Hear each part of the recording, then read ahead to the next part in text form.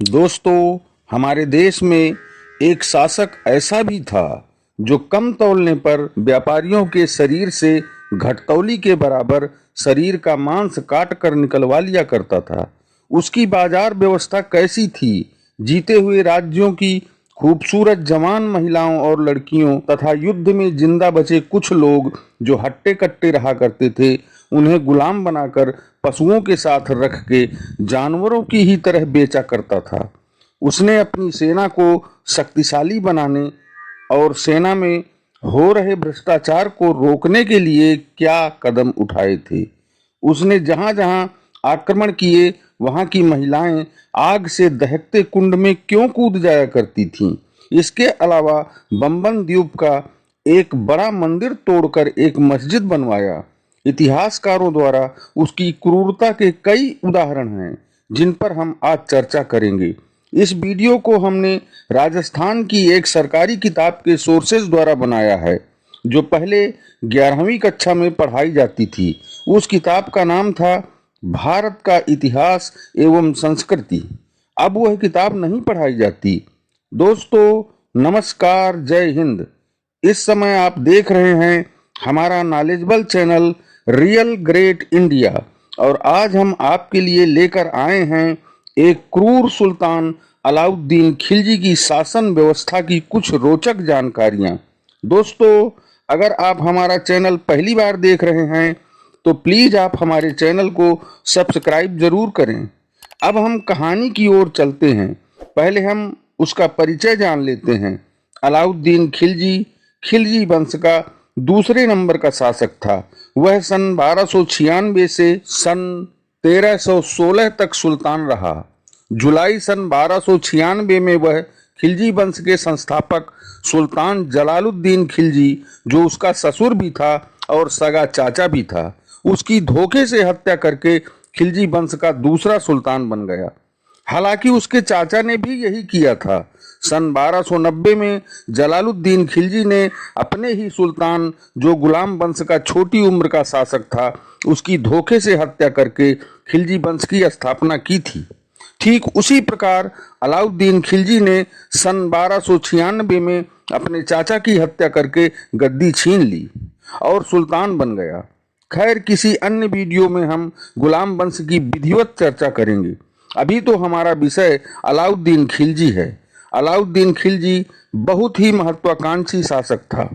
शासक बनने के बाद वह अपने द्वारा बनाया एक धर्म भी चलाना चाहता था, पर उसके दोस्त अलाउल मुल्क ने उसे समझाया कि धर्म पैगंबर चलाते हैं, आप तो सुल्तान हो, सुल्तान तो सभी का मालिक होता है, वो तो अपने आप में खुद ही एक धर्म है। उसकी बात से सहमत होकर अलाउद्दीन ने अपने आप को दूसरा सिकंदर मान के सिकंदर सानी की उपाधि से नवाजने लगा। अब उसकी इच्छा पूरी धरती पर राज करने की होने लगी, क्योंकि वह अपने आप को दूसरा सिकंदर मान बैठा था। इसी सोच के चलते उसने भारत विजय से अपने अभियान की शुरुआत कर दी। उसने अपने सिक्के भी चलाए। सिक्कों में वह सिकंदर सानी की ही मुहर अंकित करवाता था। उसने अपने शासनकाल में राजत्व का सिद्धांत नामक एक पुस्तक भी लिखी, जिसमें उसने लिखा कि सुल्तान धरती पर अल्लाह का प्रतिनिधि है। वह निरंकुश भी होगा, स्व इच्छाचारी भी होगा, या फिर ये मान लो कि तुम्हारा अल्लाह तो सुल्तान ही है, क्योंकि वही तो मात्र अल्लाह का प्रतिनिधि है। एक राजा जो चाहे कर सकता है, राजा किसी के प्रति जवाबदेह नहीं होता। ये था अलाउद्दीन खिलजी के शासन काल का राजत्व सिद्धांत। इन बातों से आप समझ सकते हैं कि वो अपने आप को कितना महान तथा श्रेष्ठ समझता था। एक इतिहासकार लिखते हैं कि वह बहुत ही ताकतवर तो था, पर उससे भी अधिक क्रूर और निर्दयी था, क्योंकि अपने साम्राज्य विस्तार के दौरान उसने जो सैन्य अभियान चलाए थे पूरे भारत या खासकर राजपूताना राजस्थान में, वहां औरतें हजारों की संख्या में जलते हुए अग्निकुंड में कूदकर अपने आप को जिंदा जलाकर भस्म कर लिया करती थीं। आप जरा सोचिए कि ये आग में जलने से कितनी पीड़ा होती होगी। सिर्फ सोचने भर से जलन और दर्द का एहसास होने लगता है। पर हजारों की संख्या में दहकती हुई आग में कूदना, वो औरतें जो राज सत्ता का सुख प्राप्त कर रही हों, जो जीना चाहती हों। जीवन से थक कर आत्महत्या कर लेने वाली औरतें नहीं थीं वो, बल्कि वो तो रानियां थीं, उनकी जवान शहजादियां थीं, उनकी सेविकाएं थीं, जो सुखी थीं, ऐसो आराम और सम्मान के साथ जी रही होती थीं। पर ऐसा क्यों होता था, आप आगे समझ जाएंगे। जैसे सन 1298 में अलाउद्दीन खिलजी ने अपने दो सेना नायक अलुग खां और नुसरत खां को बड़ी सेना के साथ गुजरात विजय के अभियान के तहत गुजरात भेजा।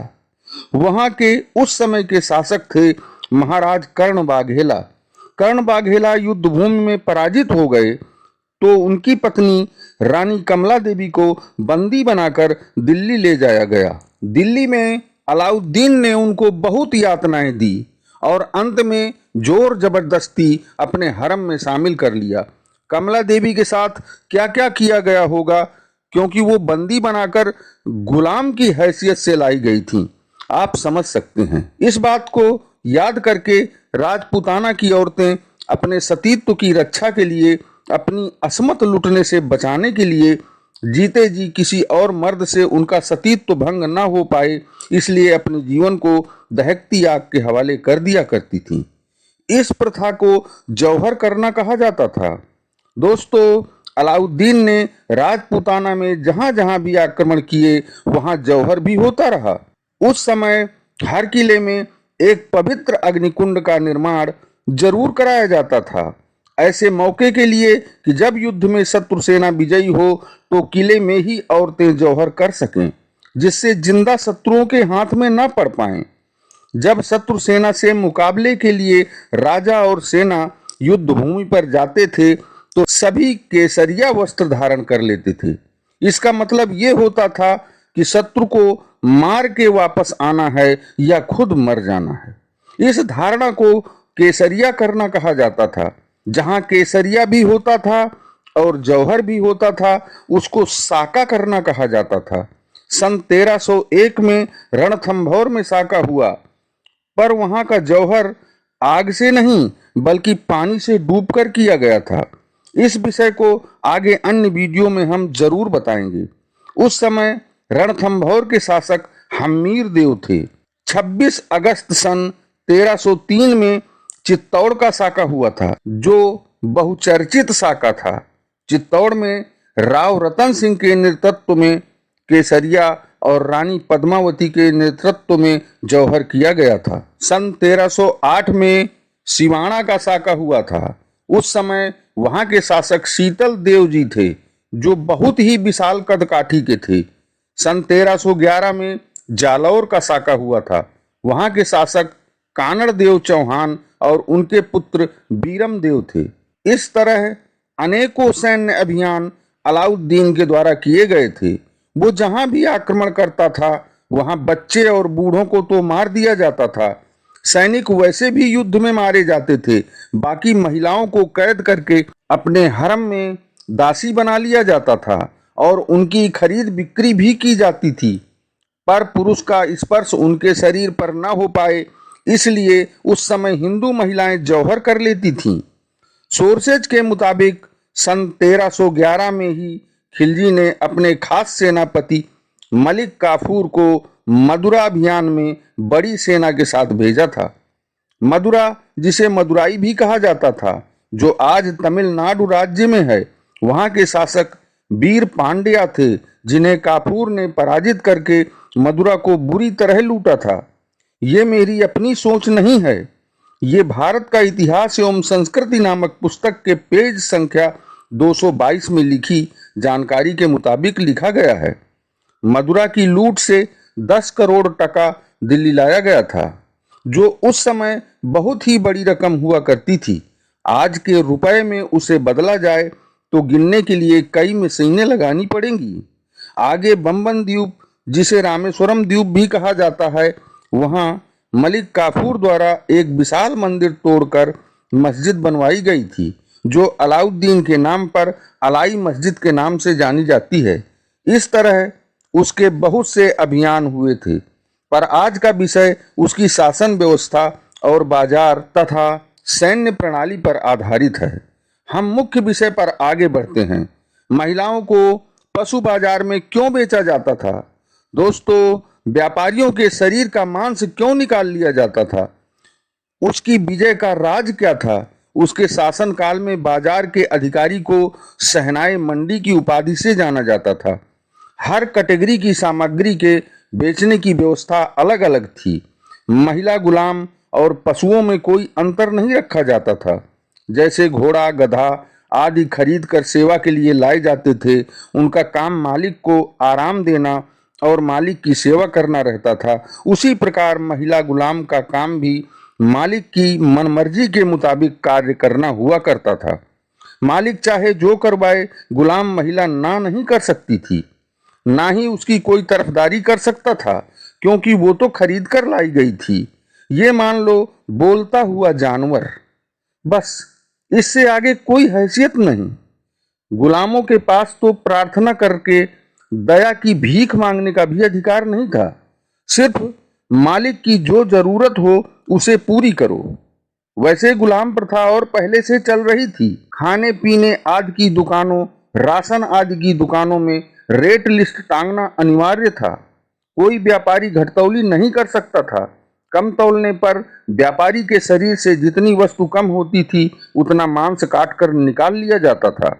जैसे आपने किसी व्यापारी से 5 सेर चावल निर्धारित मूल्य में खरीदा और व्यापारी ने आधा सेर चावल कम तौला, तो पकड़े जाने पर व्यापारी का आधा सेर मांस काट कर उसके शरीर से निकाल लिया जाता था। ऐसे में कोई घटतौली क्यों करेगा? कभी कभी भेष बदलकर सुल्तान खुद खरीदारी करता था और घटतौली पकड़े जाने पर शरीर से मांस निकलवा लेता था। इस कानून का कहीं कहीं मिसयूज भी होता था। जो लोग कुछ पहुंच वाले होते थे, वो व्यापारियों से किसी अन्य कारणों से हुए बैर का बदला घटतौली का इल्जाम लगाकर मांस निकलवाने की सजा व्यापारी को दिलाकर करते थे। इतिहासकार मिस्टर एल्फिंस्टन अपनी किताब में लिखते हैं कि इतनी क्रूरता और इतने मूर्खतापूर्ण नियम, कानून कम बल्कि जनता के साथ ज्यादती और क्रूरता से उनका शोषण करना और अत्याचार करना अधिक थे। ये सब बिल्कुल ठीक नहीं था। उसके सैन्य मिशन की सफलता का राज उसकी सेना के मैनेजमेंट के प्रबंधन में छुपा था। अलाउद्दीन खिलजी का सैन्य प्रबंधन बहुत ही सुदृढ़ था। उसने हर छोटे बड़े सैनिक का हुलिया बनवाकर संबंधित कार्यालय में रखा हुआ था और हर सैनिक को एक परिचय पत्र जारी किया जाता था। दोस्तों, इतिहासकार फरिश्ता के अनुसार उसकी सेना 4,50,000 से भी अधिक थी। इतनी विशाल सेना के फोटो चित्रकारों से बनवाना कितना कठिन रहा होगा, क्योंकि तब कैमरे का आविष्कार हुआ ही नहीं था। किसी शासक के पास इतनी बड़ी सेना हो और सेना का प्रबंधन भ्रष्टाचार से मुक्त हो, तो उस शासक को कौन हरा सकता है? इतना ही नहीं, उसने सेना में प्रयोग होने वाले घोड़ों को विशेष राज चिन्ह से दगवा कर चिन्हित करा देता था, जिससे कोई अश्वपाल दरोगा घोड़ों को कहीं सस्ते और घटिया घोड़ों से बदल ना सके। उदाहरण के लिए, किसी दरोगा के अंडर में अगर 200 घोड़े हैं, तो वो 100 घोड़े बेच या बदल कर घटिया नस्ल के सस्ते घोड़े लाकर 200 की गिनती पूरी कर दे और कमाई कर ले। घोड़े भी युद्ध में हार या जीत का अहम रोल अदा करते थे। एक घोड़े का मासिक रखरखाव घोड़ों के दरोगा को 234 टके नगद भुगतान किए जाते थे। इसी तरह पहचान पत्र और हुलिया प्रथा के कारण सेना भी कुप्रबंधन से मुक्त थी। जैसे किसी सेना नायक के अंडर में 1000 सैनिक हैं, तो वह नकली सैनिक रजिस्टर में अंकित करके वेतन 1000 का उठा ले और वेतन भोगी सिर्फ 800 सैनिक ही रखे। 200 सैनिकों का वेतन डकार जाए, ये गुंजाइश नहीं थी। किसी प्रकार का कोई फर्जीवाड़ा नहीं चल पाता था। इसीलिए मंगोल आक्रमणकारी, जो बहुत ही ताकतवर लड़ाके थे, पर अलाउद्दीन के शासनकाल में उनकी एक नहीं चल पाई। कई बार उन्हें मुंह की खानी पड़ी है, बल्कि उनकी पूरी बस्ती की बस्ती उजाड़ दी गई है। इतनी सशक्त सेना के बल पर ही अलाउद्दीन का हर सैन्य अभियान कमोबेश सफल ही रहा है। उसने अमीर जो दरबारी उलेमा होते थे उनके अधिकारों को सीमित कर दिया था। इन्हीं अमीरों के द्वारा आपस में साठगांठ करके सत्ता परिवर्तन संभव हो जाता था, पर खिलजी ने इनके अधिकार छीनकर इन्हें कमजोर कर दिया। बिना परमिशन के कोई अमीर अपने यहाँ कोई कार्यक्रम नहीं कर सकता था, कोई किसी को अपने यहाँ इनवाइट नहीं कर सकता था, तो आपस में कोई गुप्त मंत्रणा ही नहीं हो पाती थी। गुप्तचर विभाग को बहुत शक्तिशाली बना दिया गया था। हर आम और खास को हर वक्त डर बना रहता था कि कोई गुप्तचर उनकी बात जान ना ले और सुल्तान को खबर कर दे, क्योंकि न्याय व्यवस्था तो सुल्तान के ही हाथ में थी। खिलजी खुद ही फैसले सुनाता था। काजी भी थे, पर वो खिलजी द्वारा ही संचालित होते थे। दोषी पाए जाने पर जुल्म के मुताबिक हाथ काटना, पैर काटना, आंखें निकलवा लेना, मांस का टुकड़ा निकाल लेना तथा गर्दन भी उड़ाई जा सकती थी। किसी प्रकार की रहम तो हो ही नहीं सकती थी। इसलिए क्राइम की कोई गुंजाइश ही नहीं थी। क्राइम तो सिर्फ शासक वर्ग ही करता था। सोर्सेज के अनुसार अलाउद्दीन के अंदर हिंदू आदि धर्मों में कोई निष्ठा नहीं थी। बयाना के एक काजी जिसका नाम मुगीसुद्दीन था, उसकी सलाह पर उसने हिंदुओं पर भारी अत्याचार किया।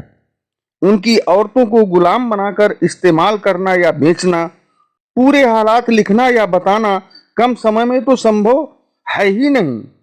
वह एक निरंकुश और स्वेच्छाचारी शासक था। कमोबेश वह अपने आप को खुदा से कम नहीं मानता था, क्योंकि उसके किसी काम की उसकी कोई जवाबदारी नहीं थी। उसने अपने सिद्धांत लेख राजत्व सिद्धांत में भी यही लिखा था।